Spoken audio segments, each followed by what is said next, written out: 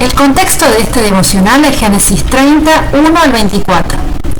Durante la siega del trigo, Rubén fue al campo y encontró mandrágoras, las cuales llevó a Lea, su madre. Y Raquel le dijo a Lea: «Por favor, dame alguna de las mandrágoras de tu hijo». Y ella le respondió: «¿Te parece poco haberme quitado a mi marido, que ahora quieres quitarme también las mandrágoras de mi hijo?». Y Raquel le propuso: «Pues a cambio de las mandrágoras de tu hijo, Jacob dormirá contigo esta noche». En la tarde, cuando Jacob volvió del campo, Lea salió a su encuentro y le dijo: «Únete conmigo. Francamente te he alquilado a cambio de las mandrágoras de mi hijo». Y Jacob durmió con ella aquella noche. Y Dios oyó a Lea, y ésta concibió y le dio a Jacob su quinto hijo. Y dijo Lea: «Dios me ha recompensado por haberle dado mi marido a mi sierva». Por eso le puso por nombre Isacar.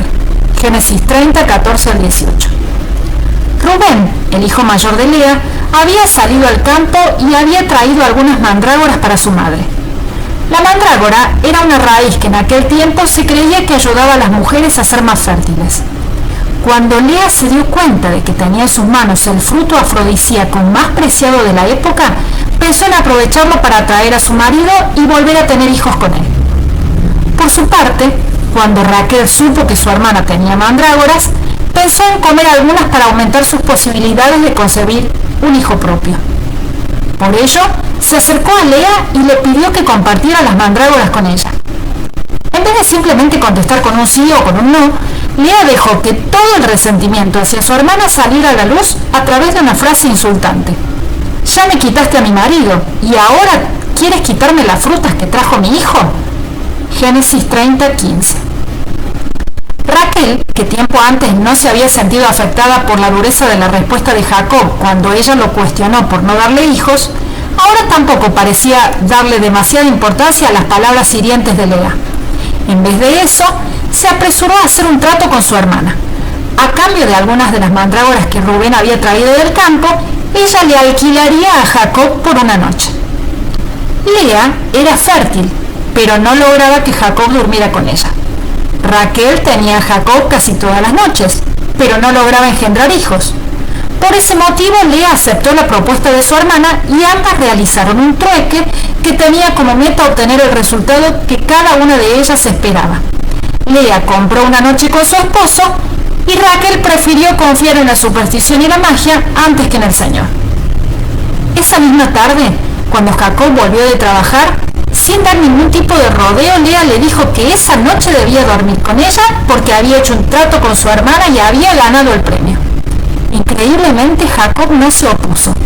De hecho, él ni siquiera cuestionó lo que ambas hermanas habían resuelto. La propuesta de Raquel demuestra la idea que ella tenía de Jacob. Claramente, para Raquel, Jacob había dejado de ser su marido y se había transformado en un objeto, el trofeo de guerra que ella y su hermana se disputaban cada día. Lo peor de toda esta situación es que Jacob había aceptado ese papel. El, entre comillas, astuto Jacob había sido rebajado al nivel de un objeto sexual que solo servía para dar hijos a sus competitivas esposas. Cada una de ellas lo usaba solamente para procrear y para sentirse superior a la otra. Claramente, la situación de Jacob no podía ser más patética. Al parecer, Lea no dejaba de rogar a Dios por más hijos. Tal vez creía que a mayor cantidad de hijos, mayores serían sus chances de tener el amor de Jacob. Y Dios escuchó a Lea y le concedió un nuevo hijo, a quien ella llamó Isacar, que significa recompensa.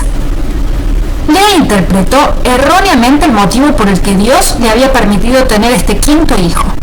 Para ella, entregar su sierva a Jacob era un acto de generosidad que Dios había recompensado dándole otro bebé.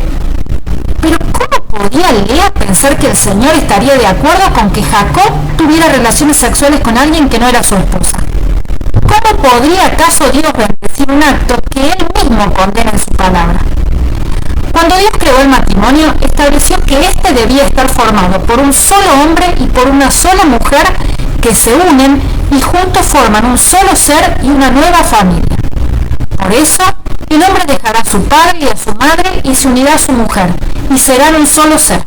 Génesis 2:24. El matrimonio pensado por Dios es una creación perfecta.